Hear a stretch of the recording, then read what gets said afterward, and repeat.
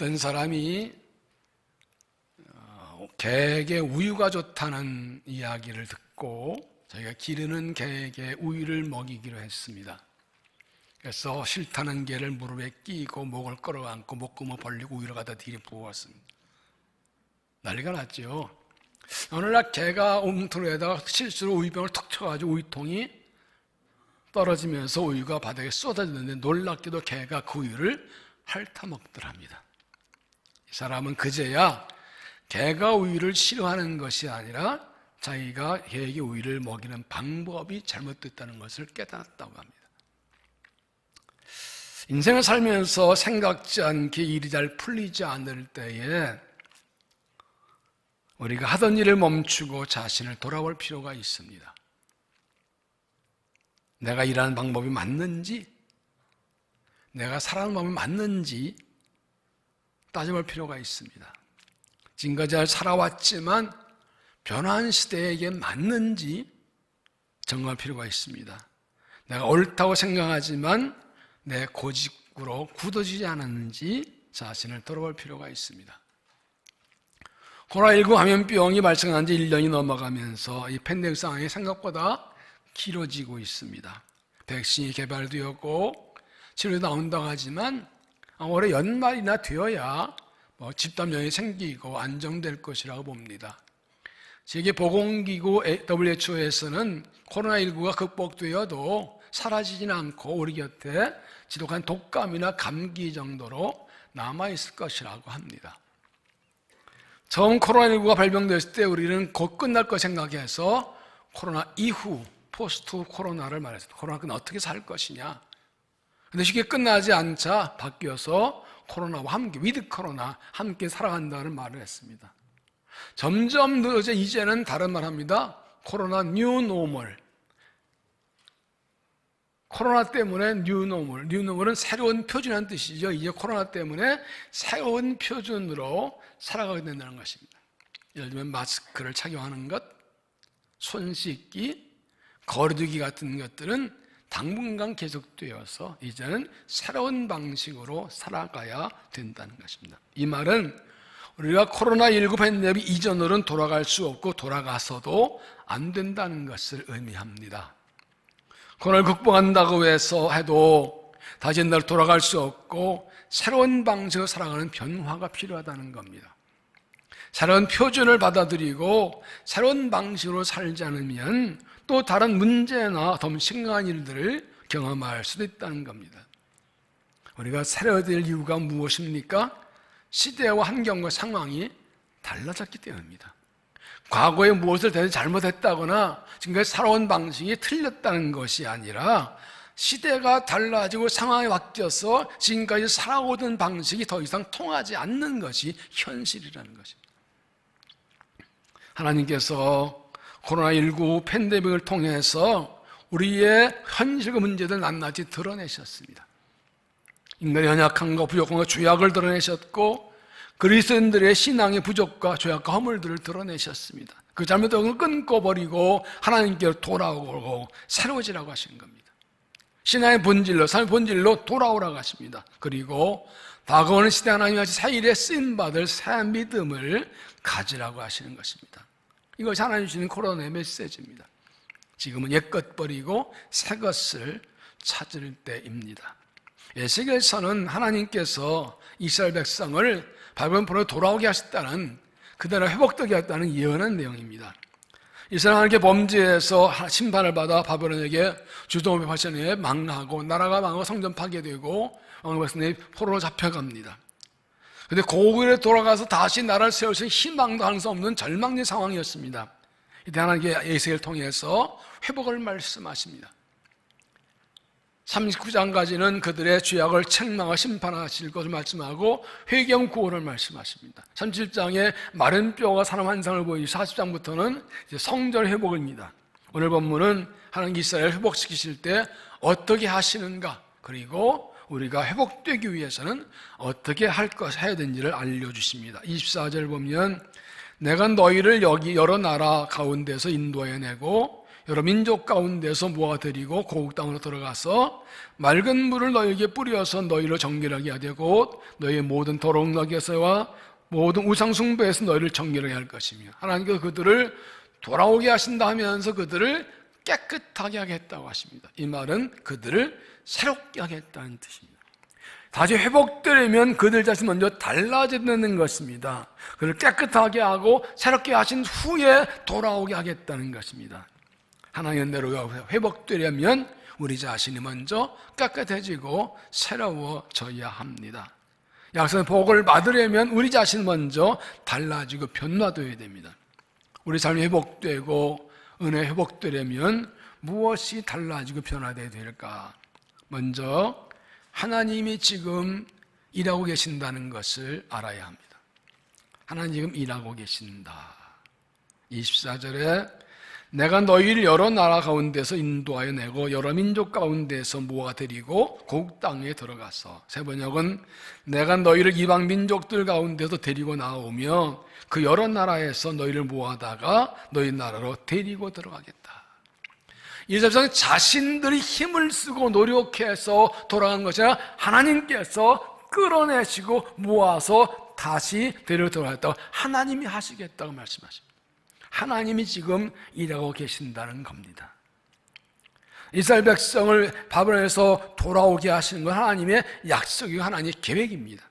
이러면 29장 10절에 여호와께서 이와 같이 말씀하시니라 바벨론에서 70년 차면 내가 너희를 돌보고 나의 선한 말을 너희에게 성취하여 너희를 이곳으로 돌아오게 하리라. 여호와의 말씀이니라. 너희를 향한 나의 생각은 내가 안 하니 평안이요 재앙이 아니니라. 너희에게 미래와 희망을 주는 것이니라. 하나님 그들을 심판하셔서 나를 망하게 하시고 포로 잡혀가실 때부터 70년 차면 돌아가실 계획을 세우시고 약속을 주셨습니다. 그 약속과 계획도 지금 일하셔서 돌아오게 하신다는 겁니다. 하나님께서 지금 일하고 계십니다.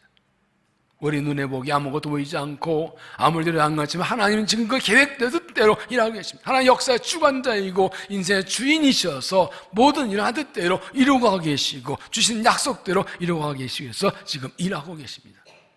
바닷물은 정해진 방향으로 계속 흘러갑니다. 바다에 파도가 아주 풍랑이 일어도 바다의 해류는 원래 방향대로 그냥 갑니다. 풍랑이 일고 파도 친다 해서 바다의 해류의 방향이 바뀌는 거 없습니다. 그냥 그대로 위에는 떠들고 밑에는 그냥 본래 갑니다. 인간 역사에 여러 가지 일이 일어나고 우리 인생에 많은 사건들이 있지만 하나님의 정하신 뜻과 계획은 그대로 이루어지고 하나님 그대로 일하셔서 그 뜻을 이루십니다. 태풍은 인간에게 재난이지만 자연에는 꼭 필요한 현상입니다. 적도 부근에 몰려있는 축적된 대기 에너지를 고위도 지방에 올려줘 지구 남반부와 북반구의 온도를 균형 유지합니다. 바다를 요동치게 해서 해수를 섞어줘서 생태가 활성하게 하고 바닷속을 깨끗하게 하고 플랑크톤 물고기가 이동해서 바닷속 균형을 조정합니다. 많은 비를 뿌려서 수전 얻게 하고 가뭄 해결에 도움됩니다. 이처럼 태풍은 재난이지만 그 재난 우리에게 더 큰 이익을 줍니다. 이처럼 이것이 자연의 법칙이고 하나님의 오묘한 섭리입니다. 이 역사와 인생에 많은 일과 사건들이 일어나지만 그 일을 통해서 우리를 새롭게 하시고 새로 향하십니다. 코로나 팬데믹의 큰 재앙이 태풍처럼 전 세계를 뒤덮고 온전히 힘들고 고통당하고 있지만 하나님은 이 태풍을 통해서 역사 인생을 새롭게 하시고 하나님께서 이루어 가시고 하나님이 약속을 이루시는 일을 하고 계시는 것입니다. 그래서 미국 복음주의자 설교자 존 파이퍼 목사는 말합니다. 코로나19의 상황에서 하나님께서 10억 가지 일을 하고 계신다는 것은 사실이다. 다만 그 일의 99%가 우리에게 알려지지 않았을 뿐이다. 지금 하나님께서 우리는 코로나 때 난리지 않지만 그 일을 통해서 10억 가지 수많은 일을 지금 하고 계시는 거죠. 우리에게 거의 대부분 안 알죠. 그렇지. 우리가 가질 것은 하나님이 역사 인생의 주인이시고 이런 인생을 믿고 하나님께 나가고 하나님 의지하고 하나님 인도를 받는 것입니다. 하나님은 지금 일하고 계십니다. 정확히 뜻대로 주신 약속대로 일하시고 인생 역사에 새롭게 하신 것을 알고 하나님 신력 의지하고 주 인도를 따라가는 믿음이 되시기를 바랍니다. 두 번째는 우리의 마음을 새롭게 해야 한다는 것입니다. 마음을 새롭게 해야 된다. 26절 또 새 영을 너희 속에 두고 새 마음을 너희에게 주되 너희 육신에서 굳은 마음을 제거하고 부드러운 마음을 줄 것이며, 하나님께 이스라엘 회복시키기 위해서 그들에게 새 영을 주고 새 마음을 주겠다고 하셨습니다. 이유가 무엇입니까? 27절에 또 내 영을 너희 속에 두어 너희로 내 율례를 행하게 하리니 너희가 내 규례 지켜 행할지라. 그들이 하나님 말씀을 지키기 위해서 그들이 새 영과 새 마음을 받아야 하나님 말씀을 지키며 살 수 있다는 겁니다. 세 번역에서는 너희에게 새로운 마음을 주고 너희 속에 새로운 영을 넣어주며 놈에서 돌같이 굳은 마음을 없애고 살같처럼 부드러운 마음을 주며, 굳은 마음이란 돌같이 딱딱한 마음이고 부드러운 마음은 이 살갗처럼 말랑말랑한 마음입니다. 돌같이 굳은 마음으로 하나님의 말씀을 순종할 수 없기에 그 마음을 부드러운 마음으로 바꿔 주어서 하나님 말씀을 지키며 살게 하겠다는 겁니다. 하나님 우리에게 새 영과 새 마음을 주신 목적은 하나님 말씀을 잘 지키고 살기 원하시는 것입니다. 굳은 마음 지고 부드러운 마음을 주셔서 말씀을 행하기 원하십니다. 그럼 굳은 마음은 어떤 마음, 부드러운 마음은 어떤 마음인가요? 첫째, 닫혀있는 마음과 열려있는 마음입니다. 굳은 마음은 닫힌 마음입니다. 마음이 꽉 닫혀 있어서 아무것도 받아들이지 못합니다. 무슨 말을 해도 받아들이지 않고 아무리 설명이 이해하지 못합니다. 말씀을 아무리 들어도 받지 못해 이해하지 못합니다. 마음이 꽉 닫혀 있습니다. 마음을 닫고 있습니다. 어떤 사람도 이해하지 못하고 이해하지 않고 어떤 일도 이해하지 않고 그냥 꽉 닫고 있습니다. 그러나 부드러운 마음은 열린 마음입니다. 마음이 활짝 열려서 모든 걸 다 이해하고 받아들입니다. 말씀도 잘 받아들이고 잘 이해합니다. 다른 사람 받아주고 모든 것을 다 받아줄 줄 압니다. 돌처럼 굳은 마음을 버리고 부드러운 마음을 가지고 마음 활짝 열어야 합니다. 두 번째는 깨닫지 못하는 마음과 깨닫는 마음입니다. 굳은 마음은 돌처럼 딱딱해서 말씀을 들어도 깨닫지를 못합니다. 아무리 설명해도 못 깨닫습니다. 두 번, 세 번 얘기해도 못 깨닫습니다. 마태복음 13장 19절 아무나 천국 말씀을 듣고 깨닫지 못할 때는 악한 자가 와서 그 마음에 두려진 것을 빼앗아니 이곳 길가에 버려진 자요. 길가같이 굳은 마음은 말씀을 깨닫지 못하는 마음이에요. 부드러운 마음은 깨닫는 마음입니다. 말씀을 들을 때 잘 깨닫습니다. 마음이 부드럽기 때문에 잘 깨닫습니다. 잘 받으면 잘 깨닫습니다. 하나님께서 반복이면서 한 번 말씀 다 알아듣습니다. 마태복음 13장 23절 좋은 땅에 뿌려졌다는 것은 말씀을 듣고 깨닫는 자니 결실하여 어떤 것은 100배, 어떤 것은 36배, 어떤 것은 30배가 되느냐. 마음이 부드럽기 때문에 잘 깨닫기 때문에 열매를 맺는 것입니다. 굳은 마음, 부드러운 마음을 가져야 말씀을 깨닫고 열매 맺을 수 있습니다. 세 번째는 순종하지 않는 마음과 순종하는 마음입니다. 굳은 마음은 순종하지 않는 마음입니다. 마음이 돌처럼 딱딱 굳어 있고 닫혀 있고 깨닫지 못하니까 순종도 못합니다. 알아야 순종을 하죠. 받아들이지 않는데요. 부드러운 마음은 순종의 마음입니다. 하나님 마음이 열려있고 부드러워서 잘 깨닫기 때문에 잘 받아들이고 그 말 순종을 잘 합니다. 굳은 마음을 버리고 부드러운 마음을 가져야 합니다. 열린 마음, 깨닫는 마음, 순종의 마음을 가질 때에 열매를 맺게 되는 것입니다. 그런데 에스겔 18장 31절에 이렇게 말씀합니다. 너희가 모든 죄악을 버리고 마음과 영을 새롭게 할지어다. 오늘 본문에서는 새 영을 너희 속에 두고 새 마음을 주겠다고 하셨는데 여기서는 마음과 영을 새롭게 하라고 하십니다. 새 마음을 주겠다는 약속과 마음을 새롭게 하는 명령이 동시에 주어졌습니다. 이게 무엇을 말합니까? 우리가 마음을 새롭게 해야 새 영을 주시겠다는 겁니다.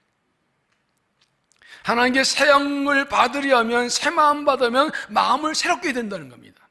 이것은 하나님께서 새 영을 주실 수도 마음을 새롭게 하는 결단을 하라는 것입니다. 하나님께서 새 마음 주시는 것과 새 영 주시는 것과 내가 마음을 새롭게 하는 게 동시에 일어난다는 겁니다. 하나님께서 우리의 새 영과 새 마음을 주시기를 했어도 내가 마음을 새롭게 결단하지 않으면 아무 일도 일어나지 않는다는 겁니다. 여러분 줄탁동실한 말을 아시죠? 어머니가 닭이 달걀을 품고 있으면 이제 때가 되면 부화하게 되는데 안에 병아리가 그 알 속에서 뿌리로 이 껍질을 톡톡톡 칩니다. 그럼 어머니 닭이 듣고 있다가 똑같이 동시에 그쪽을 밖에서 톡톡 쳐가지고 딱 깨져서 부화합니다. 이걸 줄탁통시, 줄과 탁, 어미새와 이 병아리가 동시에 두들겨 깨진다는 말입니다. 신앙도 그렇습니다. 하나님께 은혜 주신 약속하셨어요. 그럼 내가 결단하고 움직일 때 하나님이 역사하여서 새롭게 되는 겁니다. 약속을 주셔도, 하나님이 약속을 주겠다고 하셔도 내가 원하지 않고 내가 움직이지 않으면 아무 일도 일어나지 않아요. 결단이 필요합니다. 마음을 새롭게 하고 새롭게 되겠다고 결단할 때 하나님께서 새 영과 새 마음 주셔서 새로워지게 해주시는 것이죠. 그래서 로마 12장 2절에 너희는 이스라엘 분받지 말고 오직 마음을 새롭게 함으로 변화를 받아 하나님의 선하시고 기뻐하시고 온전한 뜻이 무엇인지 분별하도록. 내가 마음을 새롭게 해야 하나님의 뜻을 깨달을 수 있다는 거예요. 마음을 새롭게 할 때 하나님의 뜻을 분별해 주신다는 겁니다.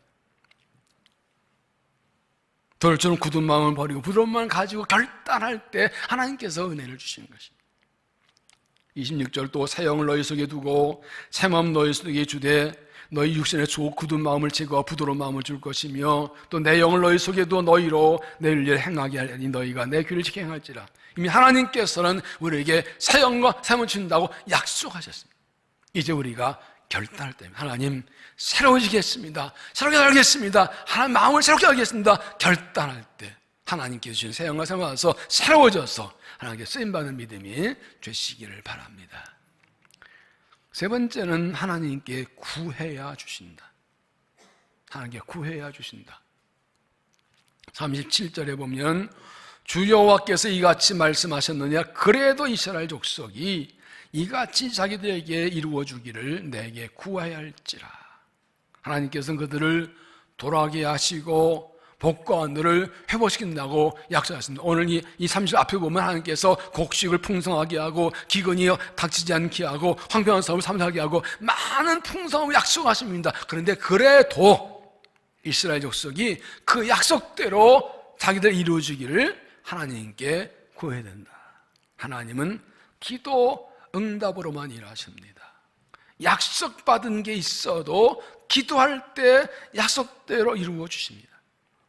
예레미야 29장 10절 다시 보면 이와 같이 말씀하시니라 이 바벨론에서 70년이 되며 차면 내가 너희를 돌보고 나의 선한 말을 너희에게 성취하여 너희 이곳으로 돌아오게 하리라. 여기 말씀이니라 너희 나의 생각은 내가 하나니 평안이요 재앙이 아니니라 너희에게 미래 희망을 주는 것이라. 그리고 말씀하십니다. 이어서 너희가 내게 부르짖으며 내게 와서 기도하면 내가 너희들의 기도를 들을 것이요 너희가 온 마음으로 나를 구하면 나를 찾을 것이요 나를 만나리라.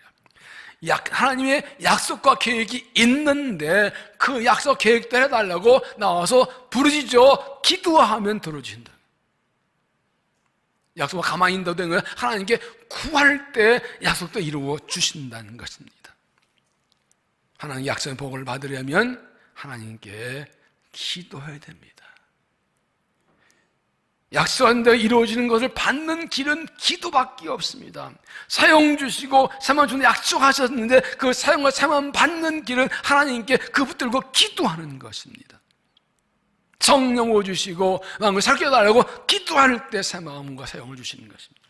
오늘 본문 다음에 30장에 보면 하나님께서 에스겔 선지자를 환상 중에 마른 뼈 골짜기로 데려갔습니다. 중요로 된 마른 뼈들이 가득 널려 있습니다. 하나님 말씀은 이 뼈들은 이스라엘 족속이라. 지금 그들이 마른 뼈가 다 희망 없는 상태라는 거예요. 그런 말씀하십니다. 이 뼈들이 살겠느냐? 하나님 심판받아 망하면 그들이 살아날 가능성이 있겠느냐? 에스겔이 주님이 아신다 그랬더니 말씀을 태어나라. 생기가 들어가라. 그래도 했더니 생기가 들어가서 그들이 살아난 하나님의 군대가 됩니다. 여러분 우리의 모습이 이 죽은 자의 마른 뼈 같지 않습니까? 우리 삶의 현실이 마른 뼈들이 널브러져 있는 그런 이 마른 골짜기 같지 않습니까? 무슨 우리의 희망이 있습니까? 어떤 희망이 있습니까? 그러나 하나님의 생기가 들어가면 마른 뼈도 살아납니다. 죽은 지 오래된 많은 뼈도 살아나서 하나님의 군대가 됩니다. 하나님 영이 들어가면 우리는 살아납니다. 그러므로 하나님의 생기가 들어가게 달라고, 성령을 보달라고 간절히 기도해야 됩니다. 스가랴 4장 6절에 만국 여호와께서 말씀하시되 이는 힘으로 되지 아니 능력으로 되지 아니하고 오직 나의 영으로 되느니라. 사람이 살아나는 것, 사람의 능력과 힘을 되지 않고 하나님의 영으로 됩니다. 우리가 새로워지고 달라지는 것, 우리의 노력 결심된 하나님의 영이 임하셔야 되는 겁니다. 그러므로 하나님께서 내게 성령을 부어주시고 생기를 주시기를 간절히 기도하고, 지금은 기도할 때입니다. 기도 외에는 살 길이 없습니다. 기도하는 것이 사는 길입니다. 기도에 사람이 쓰임받는 사람입니다. 또 새 영을 너희 속에 두고 새 마음을 너에게 주되 너희 육신의 죽은 마음을 제거하고 부드러운 마음을 줄 것이며 37절 그래도 이스라엘 족속이 이같이 자기들에게 이루어주기를 내게 구하여야 할지라. 하나님이 약속을 주시고 약속 주실 수 있는 방법도 알려주시고 기도의 특권을 주셨습니다. 지금은 기도할 때입니다. 약속을 들고 구할 때입니다. 이게 그리스도인의 하나님 자녀의 다른 모습입니다. 하나님께 간절히 기도해서 약속하신 성령을 받고 새 영과 새만 받아서 새 역사에 쓰임받는 믿음이 되시기를 바랍니다. EBS 교육방송을 보니까 위기 이후의 경적이란 강의에서 한 학자가 말하기를 코로나19가 극복되어도 인류에게 두 가지 위기가 온다고 합니다. 하나는 환경과 생태계 위기고 또 하나는 경제 위기라고 합니다. 이 위기에 바로 대응하지 않으면 붕괴, 콜랩스가 온다고 합니다. 근데 현대는 옛날 같지 않아서 복합사회 함께 망한다. 옛날에는 한쪽에서 문제가 그쪽에만 망하는데 지금은 전 세계가 초연결 사회이기 때문에 이쪽에서 일어나면 그것 때문에 나비 효과죠. 전 세계가 같이 망하게 된답니다. 대안이 뭐냐? 전환, 트랜스포메이션, 바뀌는 겁니다. 달라지는 겁니다. 삶의 방식을 전환해야 된다는, 변화하지 않으면 붕괴, 망한다는 겁니다. 변화되어야, 새로운 삶의 변화되어야 이 위기를 이길 수 있다는 겁니다. 여러분, 우리가 새로워지고 변화됨을 알지만 주저하는 이유가 무엇입니까? 변화에 대한 두려움이지요. 미래에 대한 불안과 염려지요. 그런데 변화는 선택이 아니라 필수입니다. 변화하지 않으면, 변하면 살고 변화하지 않으면 죽습니다. 새로워지면 살고 새로워지지 않으면 망합니다. 코로나19로 많이 어려워져서 자영업자들도 방법을 많이 새로 찾고 있지요. 예를 들어 음식점도 이제는 손님 구일을 썼습니다. 배달도 하고 포장 판매도 하고 온라인도 하고 그래야 살아요. 옛날 방식은 이제 안 돼요. 학교도 대면 수업을 하고 회사들도 줌으로 이 영상을 해요. 이거 아니면 그냥 주저앉을 수밖에 없어요. 교회도 언제부터 영상 예배입니까? 좀 큰 교회나 영상 송출하고 그랬지요. 지금은요, 작은 교회도 유튜브로 영상 다 해요. 안 하면 안 돼요. 심지어 한 개는 그 목사 혼자서 핸드폰을 찍어가지고 보내기도 해요. 이렇게라도 하지 않으면 이 예배가 유지가 안 돼요. 이게 필수가 됐어요, 변화.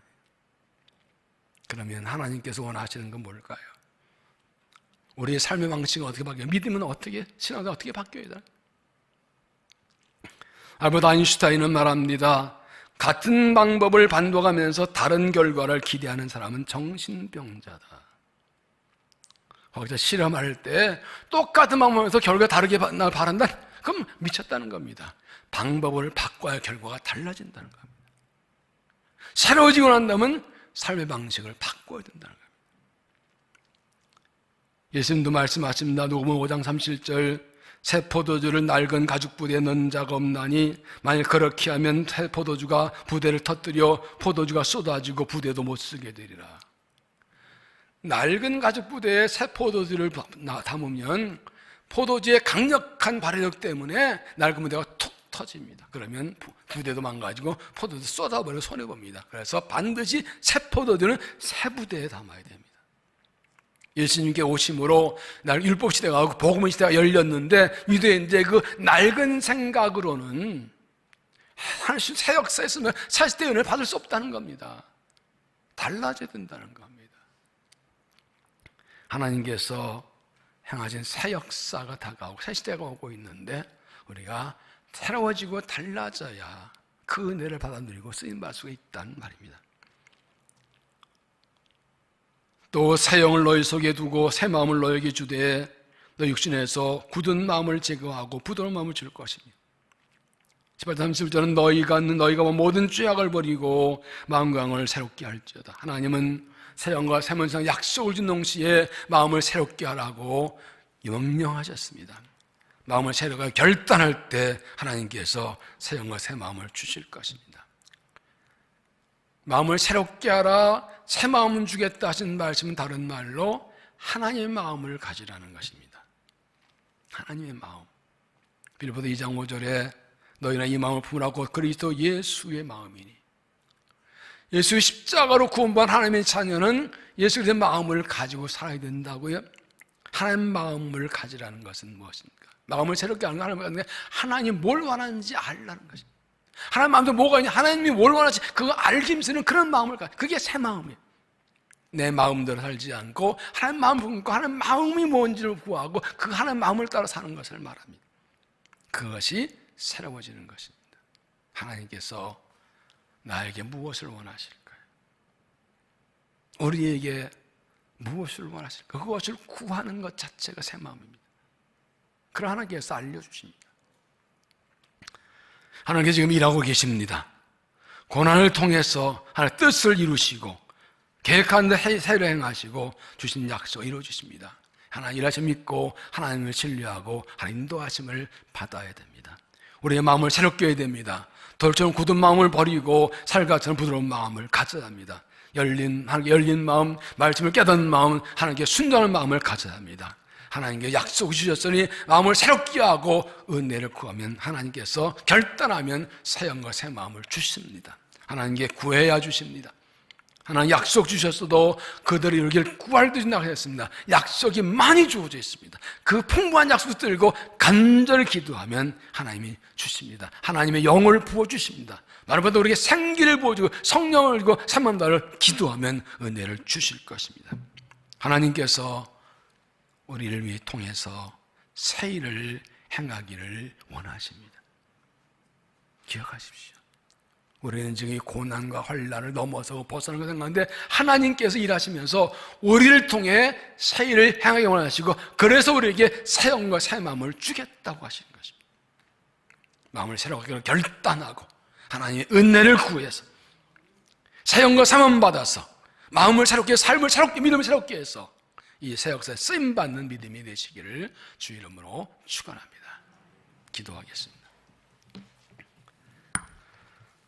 환난과 고난 중에 앞길이 보이지 않으나 하나님이 일하고 계심을 세령하게 계심을 알게 하시니 감사합니다. 우리가 하나님을 바라보면 새 영과 새 마음 주셔서 새롭게 하셔서 쓰시겠다고 하시니 감사합니다.